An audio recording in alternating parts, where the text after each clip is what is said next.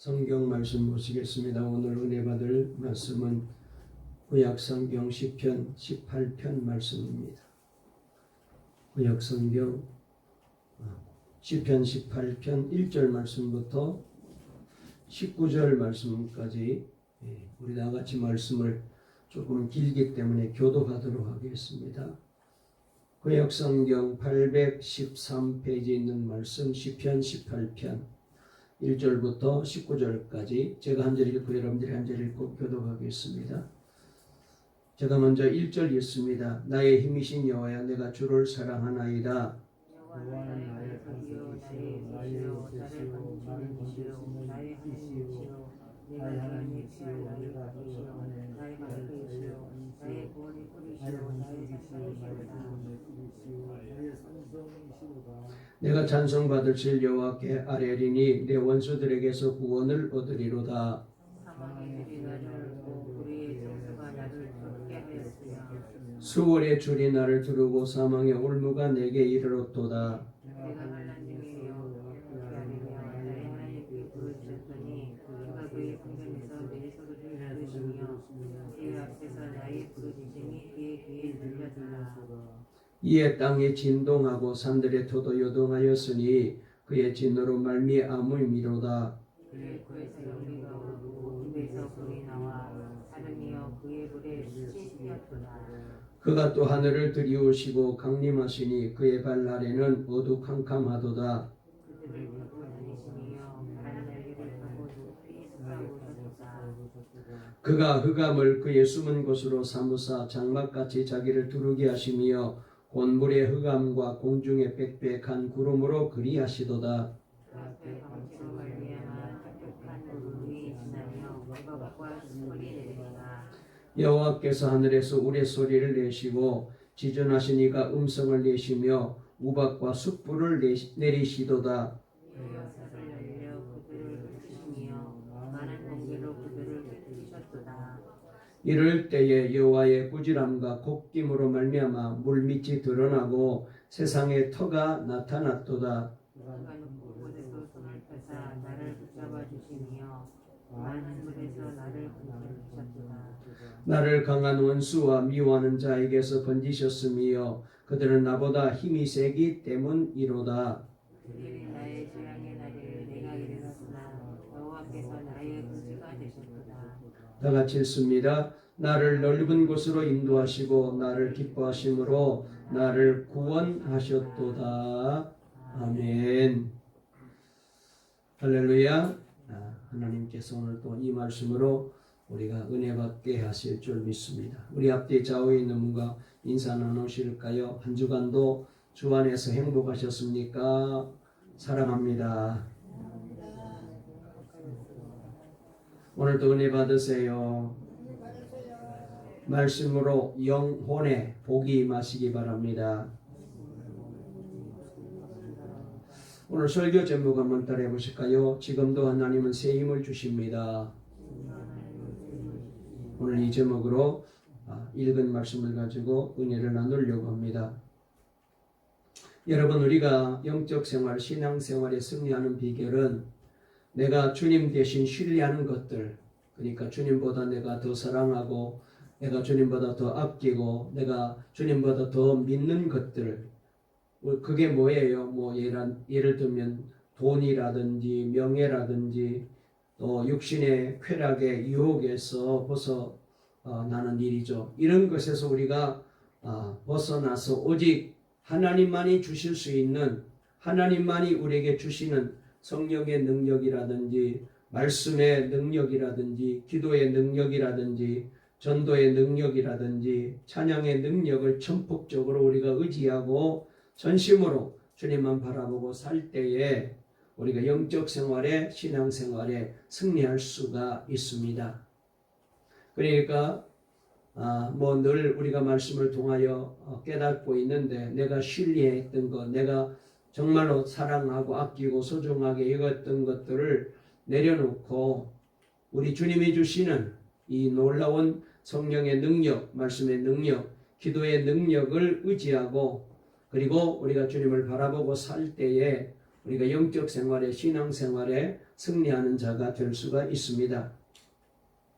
현대인들이 빠져있는 이상은 연약한 자신을 자꾸 믿고 의지하고 산다는 것입니다. 그래서 나를 통하여 뭔가 이루려고 하고 내 힘으로 내 재주로 뭔가를 성취하려고 하는 것입니다. 여러분, 우리가 세상 사람들 중에 보면은 정말로 자수성가했다, 성공했다, 가난했는데 실패했는데 어려운데 몸이 장애인이었는데 가정이 참 힘든 가정이었는데 거기서 정말 열심히 노력해서 공부를 잘하고 그 다음에 어떤 자리에 올라가서 그래서 잘 되고 그 다음에 또 가난했는데 우유 배달하고 신문 배달하면서 힘들게 살았는데 어떻게 돼가지고 열심히 노력해서 그래서 부자가 되고 성공했다. 이런 얘기를 듣게 되면은 야 정말로 대단하구나. 그래서 나도 저렇게 한번 해봐야지. 거기에 대해서 우리가 매력을 느끼고 거기에 대해서 우리가 굉장히 긍정적인 생각을 갖고 나도 한번 저렇게 성공하고 잘 돼 봐야 되겠다. 복을 받아 봐야 되겠다. 이렇게 우리가 이제 생각할 때가 많이 있습니다. 이건 세상적인 이치예요.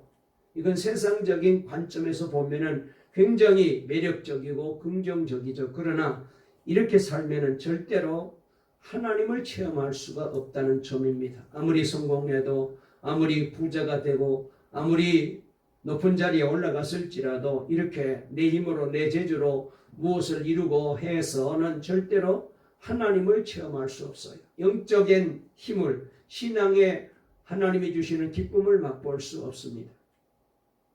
우리가 믿는 복음은 나를 죽이라는 거잖아요. 나를 십자가에 못 박아야 된다고 말씀하셨잖아요. 그리고 어떻게 하라는 겁니까? 오직 전적으로 하나님만 믿고 의지하고 그분의 말씀에 그분의 권능에 의지하고 살아라. 이렇게 우리가 성경을 통하여 깨닫고 말씀하고 있는 말씀을 우리가 듣고 있습니다. 그런데 우리는 이 말씀을 이렇게 듣고도 이렇게 살려고 하지 않아요.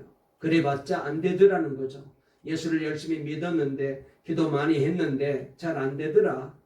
내가 노력해야지. 내 힘으로 내 재주로 뭔가를 이루어 봐야지. 자꾸 나를 앞장세우고 세상 사람들이 성공했다는, 잘 되었다는, 복을 받았다는 그 원리를 자꾸 바라보고 나도 저렇게 해야 되겠다.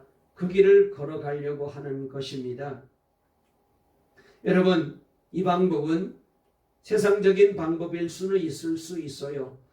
이렇게 해서 어쩌면은 높은 자리에도 올라갈 수 있고 부자도 될 수 있습니다. 그러나 이거는 하나님께서 보실 때에는 말씀에 비추어 보면은 이거는 전혀 아무 의미가 없어요. 헛것이에요. 제가 뒤돌아보니 목회자로서 마음에 걸리는 것이 주의 일도 교회 일도 가끔은 이렇게 제가 해왔다라는 그런 생각을 하고 말씀을 준비하면서 회개했습니다. 여러분, 대부분의 교회 일이 성도들이 모여가지고 예를 들어서 목사와 장로님들이 모여서 당회를 열고 재직들이 모여서 재직회를 하고 기관이 모여서 그래서 회의를 하고 예산을 짜고 일을 분배하고 설득하면서 그렇게 일을 해왔습니다. 그러니까 여기에는 자칫 잘못하게 되면은 교인들의 노력과 열심과 헌신을 자꾸 강조하고 그리고 하나님의 뜻을 자꾸 제한시키는 그런 경향이 생길 수가 있어요. 여러분, 우리가 열심히 노력하고 열심히 헌신하고 힘을 모아서 의사 해야 됩니다. 그러나 그것만 가지고는 안 되잖아요. 하나님의 권능을, 하나님의 능력이, 하나님의 역사하심이 있어야 되잖아요. 모든 일들을 오직 사람의 머리로 계산하고 사람의 방법으로 사람의 수단으로 하면은 그렇게 할 수 있습니다. 어쩌면은 성과도 이룰 수 있어요. 그래서 보면은 교회 사람들이 많이 모이고 그리고 숫자가 늘어나게 되면 하나님이 역사하셨다고 그렇게들 많이들 얘기합니다. 아, 부흥됐네. 교회 크게 됐네. 성공한 목사님이 되었네. 그런 얘기를 듣습니다. 저도 그런 얘기를 이제 많이 들었어요. 그러나 지나고 나면 공허해요. 은혜 받은 것 같은데 은혜 받았다고 하지만은 삶의 변화가 없잖아요. 조금만 힘들면은 여전히 옛날 모습 그대로예요. 이건 진정한 부흥이 아니고 이거는 진정한 하나님의 역사가 아니에요. 우리가 볼 때에는 숫자가 많고 교회 건물이 크고 거기에 나오는 사람들이 세상에 아주 이름 있는 사람들이 나오고 그래서 대단하구나. 여러분, 그런데 그것만이 하나님의 역사가 아니거든요. 실제로 많은 교인들에게 하나님의 역사, 하나님의 지혜는 구름 잡는 얘기로 들립니다. 아니 목사님, 지금 현실적으로 말씀하셔야지, 생각하고 일을 해야지 자꾸 그렇게 믿음을 강조하고 하나님의 뜻을 강조하면 됩니까? 지금이 어느 시대인데 우리가 하나님을 믿기는 하지만은 현실적으로 생각하고 이해해야 되지 않습니까? 그렇게 말하는 사람들이 많이 있어요. 하나님을 믿고 무엇을 하자고 하면은 큰일 날 사람처럼 여깁니다. 아니 목사님, 참 철이 없어도 저렇게 없을까? 여러분, 우리가 성경을 통하여 보게 되면은 다윗을 보는 사람, 그 다음에 사울을 보는 사람, 이 두 사람을 통하여 우리가 한번 생각해 볼 수가 있습니다. 여러분, 사울이 말이죠, 다윗을 보았을 때 이렇게 인간적으로 봤어요. 다윗은 모든 것을 철저하게 하나님께 맡기고 하나님의 도우심과 하나님의 역사만을 믿고 기도하며 하나님만 의지하고 살았습니다. 사실 다윗은 의지할 게 없잖아요. 아무 힘도 없습니다. 아무 재주도 없습니다. 반면에 사울은 여러분, 우리가 잘 아는 대로 큰 군대를 거니고 있는 왕입니다. 자신이 가지고 있는 힘과 권력이 얼마나 대단합니까? 그런데 결국 누가 승리했어요? 자신을 믿고 권력을 믿고 군대를 믿고 의지하였던 이 사울은 결국 교만하다가 망령되이 행하여 망하고 말았어요. 그래서 성경 이사야 2장 22절에서 이렇게 말씀하십니다. 너희는 인생을 의지하지 말아라. 왜냐하면 그의 호흡은 코에 있나니 셈할 가치가 없다는 거예요. 그러니까 여러분, 사람이 대단한 것 같은데 그 힘이 어디? 코에 있다는 거예요. 숨 쉬는 동안에는, 살아있는 동안에는 대단한 것 같지만은 금세 언제 죽을지 몰라요. 이사야 31장 1절에도 도움을 구하러 애굽으로 내려가는 자들은 화 있을진저 그들은 말을 의지하며 병거의 많음과 마병의 심히 강함을 의지하고 이스라엘의 거룩하신 이를 앙모하지 아니하며 여호와를 구하지 아니하나니 그랬습니다. 여기 말씀해 보면 하나님이 분명히 말씀하시기를 하나님보다 애굽을 더 의지하는 자들에겐 화가 있다는 거예요. 여러분, 이 당시 애굽은 강대국입니다. 대단한 힘을 가지고 있는 나라입니다. 저 나라를 의지하게 되면은 내가 어렵고 힘들 때에 도움이 될 거라고 자꾸 거기에다가 마음을 쏟고 거기에다가 자꾸 의지하는 거예요. 그런데 하나님은 그런 사람은 화 있을진저 그랬어요. 시편 146편 3절부터 5절에도 보면은 귀인들을 의지하지 말며 도울 힘이 없는 인생도 의지하지 말지니 그의 호흡이 끊어지면 흙으로 돌아가서 그날에 그의 생각이 소멸하리로다. 야곱의 하나님을 자기의 도움으로 삼으며 여호와 자기 하나님에게 소망을 두는 자만이 복이 있도다. 할렐루야. 그렇습니다. 우리가 전적으로 의지해야 될 분은 하나님밖에 없어요. 우리는 다윗의 방법으로 살아야 돼요. 초대교회를 보십시오. 초대교회는 지금의 교회와 비교하면 너무나도 열악한 교회입니다. 보잘것없고 힘도 없고 사람도 없어요. 겨우 집에서 몇 명 모여서 예배 드리는 그 정도였어요. 저들에게는 전략도 없었습니다. 건물도 없었습니다. 저들에겐 좋은 프로그램도 없었습니다. 그런데 오직 저들이 한 일이 뭡니까? 마음을 같이하여 오로지 기도에 힘썼을 따름이하여 그런데 성령이 임하여 하루에 3,000명이 회개하고 주께로 돌아오고 5,000명이 주님 앞으로 돌아오는 놀라운 전도의 기적이 일어났어. 이유는 정말 하나님을 기대했기 때문에 그래요. 사도행전을 보면은 의도적으로 하나님을 높이고 있습니다. 그래서 사도행전 2장에서 오순절날 베드로의 설교가 엄청난 파장을 일으키고 있는 것을 보여주고 있어요. 사도행전 2장 41절에 그 말을 받은 사람들은 세례를 받음에 그날에 신도의 수가 3,000이나 더하더라 그랬습니다. 여기서 우리가 표현된 말씀을 주목해야 됩니다. 더하더라 그랬습니다. 더하더라. 그러면은 자연히 그러면은 누가 더하게 했지? 누가 더하기를 만들었지? 누가 더하게 했을까요? 이 질문에 대한 답이 거기 사도행전 2장 47절에 잘 나와 있는데 이렇게 말씀하십니다. 하나님을 찬미하며 또 온 백성에게 칭송을 받으니 주께서 구원받는 사람을 날마다 더하게 하시니라. 할렐루야. 주께서 하신 거예요. 사람이 한 게 아니에요. 주께서 구원받은 사람을 날마다 더하게 해주셨대요. 여러분, 이 말씀이 한 번만 나오는 게 아닙니다. 계속해서 나와요. 사도행전 5장 14절에도 믿고 주께로 나오는 자가 더 많으니 남녀의 큰 무리더라. 바나바가 안디옥에서 복음을 전하자 사도행전 11장 24절에 보니까 이에 큰 무리가 주께 더하여 지더라. 그리고 이어서 비시디아 안독에서도 복음을 전할 때에 사도행전 13장 48절에 보니까 이방인들이 듣고 기뻐하여 하나님의 말씀을 찬송하며 생명, 영생을 주시기로 작정된 자는 다 믿더라 그랬어요. 누가 한 일입니까? 사람이 한 게 아니에요. 주께서. 한번 따라해 보실까요? 주께서 하십니다. 주께서 하십니다.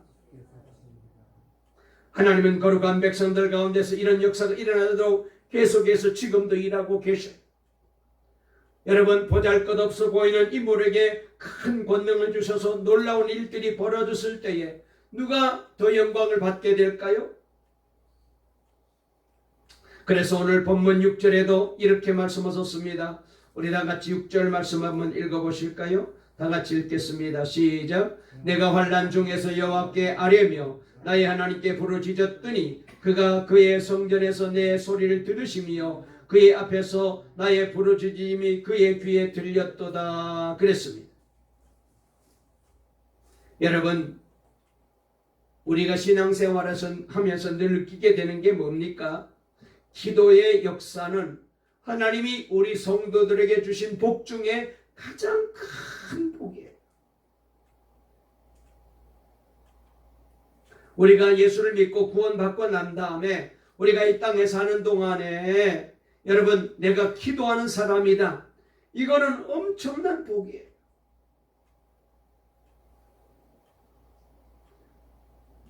우리가 하나님 앞에 믿음과 그리고 하나님을 의지하며 기도하는 것, 이것은 얼마나 귀한 일인지. 그래서 우리 하나님이 이렇게 우리가 믿음으로 주님 앞에 기도하면은 반드시 응답하십니다. 그러나 여러분, 우리가 이 기도를 너무나도 소홀히 여겨요. 그저 그냥 대충 하면은 하나님이 응답해 주실 것이라고 생각합니다. 그런데 그렇지 않아요. 우리가 이제 다음 주일날 읽게 되는데 시편 18편 41절, 한번 우리 41절 말씀 한번 찾아 읽어볼까요? 미리 한번 보시겠습니다. 다 같이 시편 18편 41절 있습니다. 시작. 그들이 부르짖으나 구원할 자가 없었고 여호와께서 부르짖어도 그들에게 대답하지 아니하셨나이다. 그래서요, 여기 말씀에 보게 되면은 그냥 기도한다고 되는 게 아니에요. 우리 하나님께서 기뻐하는 믿음의 기도, 하나님이 원하시는 바른 신앙의 기도, 하나님과의 관계가 올바르게 맺어진 올바른 기도, 여러분, 이 기도가 중요한 거예요. 그래서 특별히 누가복음 11장 13절 말씀에 보게 되면은 너희가 악할지라도 좋은 것을 자식에게 줄 줄 알거든. 하물며 너희 하늘의 아버지께서 구하는 자에게 성령을 주시지 않겠느냐 하시니라 그랬습니다. 왜 예수님은 구하는 자에게 성령을 주신다고 하셨을까요? 아니, 급하고 절실한 다른 응답 받아야 할 것들이 너무 많은데 하필이면 왜 성령을 딱 지목할까요? 여기에서 우리는 삶 가운데 역사하시는 이 하나님의 영이 우리에게 얼마나 절실하게 필요하며 얼마나 위대한 역사인지를 깨닫게 되어요. 삶의 가파른 고비를 만나서 힘겨운 시름을 벌이고 있는 자가 하나님 앞에 기도하며 위로를 구할 때 주님은 단순히 위로만 베풀지 아니하시고요, 하나님께서는 위로의 성령님을 보내어 주신다는 거예요. 문자 그대로 주님이 내 안에 영으로 들어오셔서 날마다 내 안에 머무시면서 내 삶의 모든 문제들을 주님께서 해결해 주시고 바른 길로 인도해 주신다고 말씀하셨습니다. 그래서 성령님을 주신다는 거예요. 일생일대의 중대한 결정을 앞에 두고 도움이 필요할 때, 기도할 때 주님은 이래라 저래라 말씀하지 아니하시고 대신 우리의 인도자가 되시는 성령님을 보내어 주십니다. 분별력이 필요할 때는 지혜의 성령님을 보내주시고, 힘이 필요할 때는 성령의 능력을 부어주시고, 사랑, 희락, 화평, 오래 참음, 자비, 양성, 충성, 온유, 절제를 강구할 때도 성령님을 보내셔서 그 모든 열매가 생생하게 나타나게 만들어 주셔요. 잠시 머물다가 사라지는 위로는 그렇게 우리에게 달갑지 않아요. 잠시 도움을 주다가 사라지는 인도하심도 원치 않습니다. 그러나 우리가 예수님의 말씀에 따르면 하늘 아버지는 그런 우리의 기도를 간구하시면서 자신을 우리에게 주시기를 원하십니다. 그래서 성령으로 우리에게 오시죠. 여러분, 기적 중에 가장 놀라운 기적은요, 진정 내 삶이 변화되는 것입니다. 병든 자가 일어나도 죽은 자가 살아나고 난 다음에 건강해지고 난 다음에 여전히 미워하고 여전히 우울하고 여전히 분노하고 여전히 거짓된 사람이라면 그 기적이 하나님께 영광이 되겠어요? 안 돼요.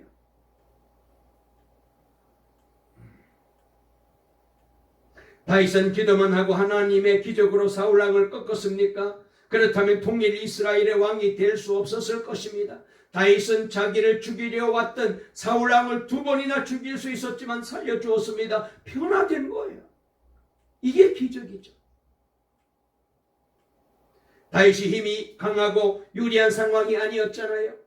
사울은 왕으로 군사를 이끌고 광야에서 숨어 지내는 다윗을 죽이려고 얼마나 찾아다녔습니까?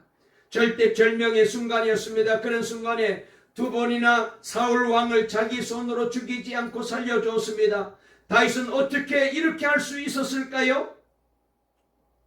그가 기도하면서 변화됐기 때문에 그래요. 그의 마음속에 성령이 오시니까 잘못한 일도 없는데 자기를 죽이려고 큰 군대를 거느리고, 그것도 1, 2개월도 아니고 한두 해도 아니고 10년 가까이 넘게 이 다윗을 죽이려고 쫓아다니는 이 사울, 아무리 착한 사람도 이 정도 되면은 자기를 죽이려는 사람에 대해서 분노가 일어나고 원한이 생길 수밖에 없잖아요. 그런 감정이 있을 때 그 사람을 만나게 되면은 얼마든지 내가 유리한 상황이라면은 쉽게 그 사람 죽이고, 그러면은 내가 얼마나 편안하고 좋은 자리도 얻게 되고 좋은 기회도 생기고 그럴 수 있지만 다윗은 다 내려놨어. 왜요? 하나님의 기도하면서 성령님이 다윗에게 오니까 그가 변화된 거예요. 이게 바로 기적이죠. 고난을 당하더라도 죄 안 짓고 살 수 있다. 이것이 진짜 기적 아니겠어요? 지난 주일날 우리가 말씀을 들었습니다. 믿음의 사람은 죄 안 짓고 살 수 있다고. 사랑만 하고 살고 싶다. 여러분, 이런 기적이 다윗에게 일어난 거예요. 1207년 봄 어느 날 성 프란시스는 홀로 말을 타고 아름다운 시골길을 지나가고 있었습니다. 그때 갑자기 하나님께서 이 프란시스에게 찾아오셔서 하나님의 말씀을 들려주십니다. 이렇게 말씀하십니다. 프란시스, 네가 나의 뜻을 알고 싶다면 먼저 네가 육신적으로 사랑하고 원했던 모든 것을 경멸하고 미워하는 것이 너의 의무다.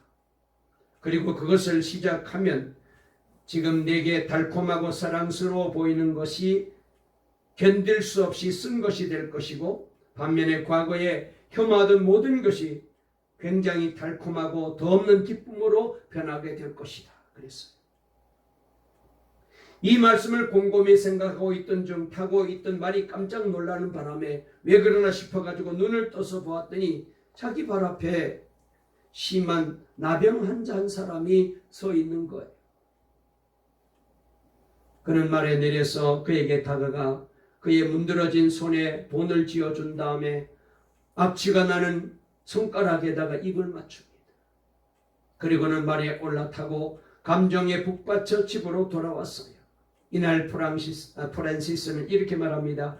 인간이 거둘 수 있는 최고의 승리, 곧 자신에 대한 승리를 얻었습니다. 그는 변화된 거죠.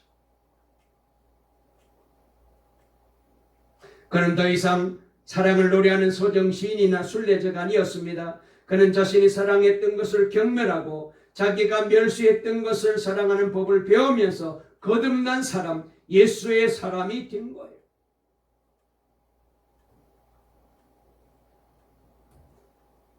여러분, 성경의 가장 놀라운 은사, 가장 놀라운 기적은 사랑이라고 우리에게 말씀해 주십니다. 그래서 고린도전서 12장 29절부터 31절에 보니까 다 사도이겠느냐, 다 선지자이겠느냐, 다 교사이겠느냐, 다 능력을 행하는 자이겠느냐, 다 병 고치는 은사를 가진 자이겠느냐, 다 방언을 말하는 자이겠느냐, 다 통역하는 자이겠느냐, 너희는 더욱 큰 은사를 사모하라. 내가 또한 가장 좋은 길을 너희에게 보이리라. 그리고 난 다음에 고린도전서 13장 1절부터 3절에 이렇게 말씀하십니다. 내가 사람의 방언과 천사의 말을 할지라도 사랑이 없으면 소리나는 구리와 울리는 꽹과리가 되고, 내가 예언하는 능력이 있어 모든 비밀과 모든 지식을 알고 또 산을 옮길 만한 모든 믿음이 있을지라도 사랑이 없으면 네가 아무것도 아니요 내가 내게 있는 모든 것으로 구제하고 내 몸을 불사르게 내어 줄지라도 사랑이 없으면 내게 아무 유익이 없느니라. 하나님의 말씀으로 변화가 일어나야 돼요. 그래서 내 마음속에 정말로 우리 주님이 주시는 이 사랑으로 충만할 때에 여러분, 이것이 정말로 제대로 된 신앙이고 이렇게 살아야 우리가 하나님의 백성인 것입니다. 우리 동강의 모든 성도들도 날마다 예배드리면서 이런 놀라운 변화가 일어나게 되기를 주의 이름으로 축원합니다. 그저 말씀 듣는 것으로 끝나지 마시고 저도 변화되고 여러분도 변화되어서 이제까지 우리가 이제 살아왔던 그런 삶을 다 정말로 내려놓고 이제는 철저하게 우리도 다이같이 모든 것 주님께 맡기고 말로만 주님이 내 삶의 주인이다, 내 인생의 주인은 주님이십니다, 하나님이십니다, 하나님이 내 삶의 우선순위입니다, 실컷 말해놓고는 모든 결정은 다 내가 해버리고 내 편리대로 내 마음대로 살았던 이 모든 삶을 우리가 이제는 다시 살아서는 안 됩니다. 정리해야 돼요. 사랑하는 여러분, 하나님이 오늘 이 시간도 예배 드릴 때에 이런 힘을 주시고 이런 믿음을 주시고 이런 은혜를 우리 모두에게 베풀어 주시기를 주의 이름으로 축원합니다. 날씨가 점점 더워지고 있습니다. 점점 계절적으로 피곤하고 힘든 때입니다. 사람은 평생 살면서 힘든다는 말을 많이 하잖아요.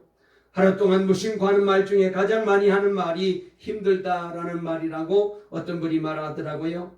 힘들어 못 살겠다, 힘들어 죽겠다, 힘들어 못 해먹겠다. 그렇죠. 인생 쉽지 않습니다. 정말로 지금 이 시대는 얼마나 어려운 시대입니까? 여러 가지로 어렵고 힘든 일들이 얼마나 많이 있습니까? 육체적으로, 정신적으로, 환경적으로 힘든 때가 많습니다. 어떤 사람은 그래서 힘들면은 어떻게 하든지 이걸 좀 잊어보려고 술로 해결해 보려고, 마약으로 해결해 보려고, 그래서 술을 마시는 사람도 많이 있습니다. 어떤 사람은 어디 좋은 데 가서 쉬었다 오면 되겠다 싶어가지고 자꾸 휴양지로 그렇게 찾아가는 사람도 있습니다. 어떤 사람은 취미 생활에 자신의 몸을 내던지는 사람도 있습니다.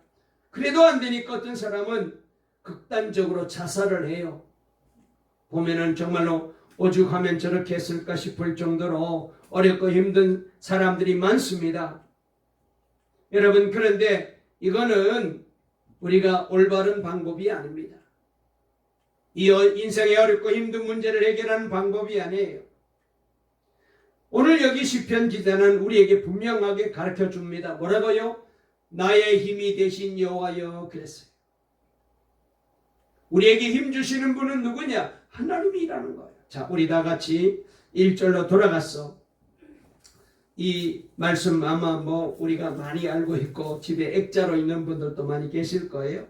이 정도는 우리 교인들은 다 아실 터인데 우리 다시 한번 1절부터 2절 2절 말씀만 읽어보겠습니다. 시작. 나의 힘이신 여호와여 내가 주를 사랑하나이다. 여호와는 나의 반석이시요 나의 요새시요 나를 건지시는 이시요 나의 하나님이시요 내가 그 안에 피할 나의 바위시요 나의 방패시요 나의 구원의 뿌리시요 나의 산성이시로다. 아멘. 자, 여기 말씀해 보니까 하나님이 우리의 힘이 되신다 그랬어요. 그렇습니다. 우리가 의지하고 우리가 도움을 구해야 될 분은 사람이 아닙니다. 하나님밖에 없어요. 여러분, 여호와 하나님은 모든 힘의 원천이시며 힘 그 자체가 되시는 분이십니다. 우리가 믿는 하나님은 전지전능하신 하나님이라고 우리가 그렇게 늘 고백하잖아요. 하나님을 호칭하는 언어 중에 가장 많이 사용하는 언어가 만군의 여호와라는 말이 구약 성경에 많이 나와요. 여기 만군의 여호와, 이 말은 전능하신 하나님이시다라는 뜻이에요. 못하실 일이 없어요. 우주 만물을 창조하시고 운행하시고 섭리하시는 여호와 하나님은 능력의 하나님이십니다. 그래서 오늘 여기 시편 기자 이 시편을 쓴 다윗은 하나님을 나의 힘이 되시는 여호와라고 고백하고 있는 것을 보게 됩니다. 여러분, 이렇게 하나님을 자기의 힘으로 삼는 사람은 가장 강력한 사람이고 무한한 가능성을 가지고 살아갈 수 있는 사람이에요. 하나님이 내 편이시고 하나님이 나의 힘이신데 하나님이 나에게 후원자가 되시는데 뭐가 걱정이 되겠어요? 그래서 다윗은 내가 하나님을 의지하였은즉 두려워하지 아니하리니 사람이 내게 어찌하오리까라고 그렇게 담대하게 외치고 있습니다. 우리가 잘 아는 대로 다윗이 어릴 때에 블레셋과 이제 이스라엘과의 전쟁이 벌어졌잖아요. 사울 왕이 군대를 데리고 나가서 싸우려고 하지만 저 블레셋에는 우리가 잘 아는 대로 거인 골리앗이 또 버티고 있었습니다. 그가 나와서 한번 소리만 치면은 온 산천이 떨고, 그러니 이스라엘 백성들도 군인들도 그 앞에서 다 고양이 앞에 쥐처럼 부들부들 떨고 있는 그런 지경이 되었습니다. 싸울 용기가 전혀 나지 않는 절대절명의 위기를 당하고 있었어요. 다윗이 그때 아버지 심부름으로 형님들이 지금 군인으로 차출되어 지금 전쟁터에 나갔기 때문에 잘 있는지 전쟁은 어떻게 되고 있는지 알아보라고 보냈잖아요. 가서 보니 그런 꼴이었어요. 얼마나 다윗이 분한지. 아니, 하나님의 백성들이 저 한낱 할례 받지 못한 저 골리앗 앞에 저렇게 부들부들 떨고 마치 고양이 앞에 쥐처럼 저렇게 위축이 되어가지고 아무것도 못하고 있으니까 이게 무슨 꼴이야? 자기가 나갔다고 자청하잖아요. 사울왕이. 아니, 이렇게 군대도 어른들도 저렇게 힘들어하는데 네가 어떻게 나가겠느냐? 그때 다윗은 하나님께서 자기가 양을 데리고 들에서 양을 칠 때에 사자나 곰이 양을 삼키려고 나타났을 때 하나님께서 다윗과 함께 하시니까 곰도 사자도 입을 찢을 정도로 하나님께서 다윗을 크게 해주시고 강하게 만들어 주셨습니다. 그 점을 얘기하면서 한낱저 골리앗이 살아계신 하나님을 어떻게 이길 수가 있겠습니까? 그러면서 허락을 받고 나가면서 그가 했던 말이 너무나도 유명한 말이 아닙니까? 골리앗을 향하여 외칩니다. 너는 칼과 창과 단창으로 내게 오거니와 나는 만군의 여호와의 이름으로 내게 가노라. 나가서 골리앗을 보기 좋게 넘어뜨릴 수가 있었습니다. 사도 바울도 이런 비슷한 말씀을 우리에게 들려주셨습니다. 우리가 사방으로 우겨싸움을 당하여도 쌓이지 아니하며 답답한 일을 당하여도 낙심하지 아니하며 박해를 받아도 버림받지 아니하며 거꾸로 뜨림을 당하여도 망하지 아니한다. 왜요? 주께서 내 안에 계시기 때문에. 예수 보배가 내 안에 계시고 하나님이 내 편이신데 핍박자들이 아무리 핍박을 가해도 절대로 넘어지지 않는다는 것. 그러면서 내게 능력 주신 자 안에서 내가 모든 것을 할 수 있습니다. 이렇게 고백했잖아요. 사랑하는 여러분, 저와 여러분에게도 하나님만이 힘이시기를 주의 이름으로 축원합니다. 이 믿음으로 우리가 살아야 됩니다. 자, 그러면은 어디서 이런 힘을 얻을 수 있을까요? 하나님을 사랑할 때 하나님은 우리에게 힘이 되어 주셔요. 여기 말씀해 보니까 나의 힘이 되신 여호와여 내가 주를 사랑하나이다 그랬잖아요. 여러분, 그렇습니다. 하나님께서는 우리가 하나님을 사랑할 때에 하나님이 우리에게 힘이 되어 주십니다. 두 번째로는 하나님을 찬송할 때 힘을 얻습니다. 여기 3절 말씀 읽어볼까요? 다 같이 읽습니다. 3절 시작. 내가 찬송받으실 여호와께 아뢰리니 내 원수들에게서 구원을 얻으리로다 그랬어요. 여기 말씀해 보니까 찬송은 하나님을 믿고 사랑하는 성도들이 하나님께 감사와 기쁨의 감정을 노래하는 가장 훌륭한 신앙의 표현이거든. 세상 노래와 전혀 달라요.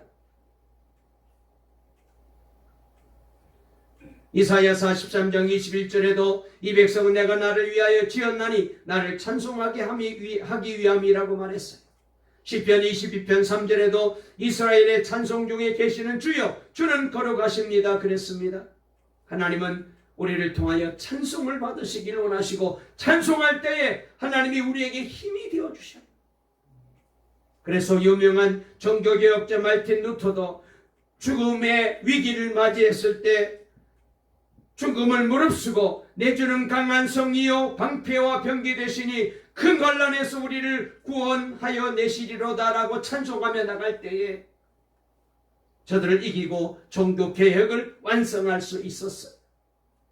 뿐만 아닙니다. 우리가 기도할 때 힘을 얻습니다. 6절 말씀 다시 한번 읽어보겠습니다. 시작. 내가 환난 중에 여호와께 아뢰며 나의 하나님께 부르짖었더니 그가 그의 성전에서 내 소리를 들으시며 그 앞에서 나의 부르짖음이 그의 귀에 들렸도다 그랬습니다.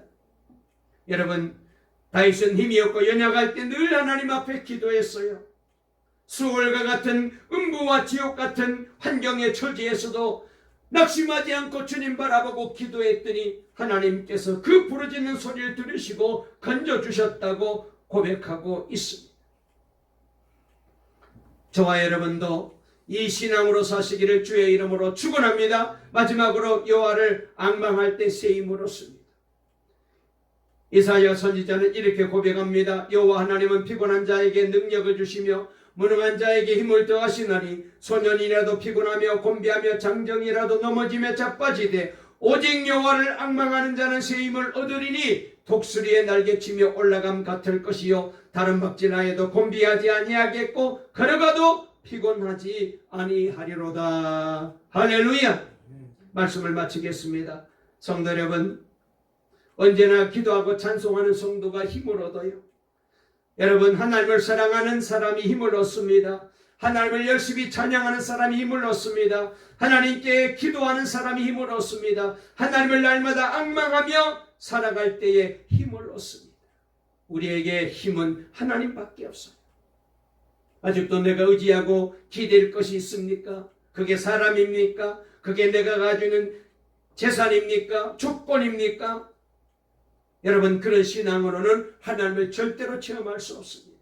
전적으로 하나님께 내맡겨야 돼요. 주님은 바라봐야 돼요. 이 신앙으로 저와 여러분도 나의 힘이 되신 여호와를 찬송하고 하나님이 주시는 힘을 공급받아서 날마다 이기고 승리하는 복된 삶을 살아가는 우리 동강의 모든 성도들 다 될 수 있기를 간절히 주의 이름으로 축원합니다. 축원합니다. 살아계신 하나님 아버지 감사합니다. 오늘 또 주의 날을 허락해 주셔서 우리 아버지 앞에 나와 예배할 수 있도록 복 주시니 감사합니다. 하나님, 우리가 자꾸 속으면서도 사람을 자꾸 의지하려고 합니다. 실망하면서도 자꾸 사람을 이제 바라보고 살 때가 많습니다. 아버지 하나님, 사람은 변하고 또 변합니다. 우리 하나님만이 영원히 변치 않고 우리에게 힘이 되시고 소망이 되십니다. 환경도 변하고 세상도 변합니다. 가지고 있는 것도 아버지 없어질 때도 있고 있을 때도 있습니다. 세상 것 의지하지 말고 오직 하나님만 의지하고 변치 않는 주님만이 나의 힘이심을 우리가 다윗같이 그렇게 믿고 의지하여 그래서 하나님을 늘 사랑하고 하나님을 늘 찬양하고 늘 하나님께 기도하고 여호와를 앙망하는 신앙으로 날마다 새 힘을 얻어서 복된 삶을 살아가는 동강의 모든 성도들 다 되게 만들어 주실 줄 믿습니다. 예수님의 이름으로 간절히 기도 올리옵나이다. 아멘.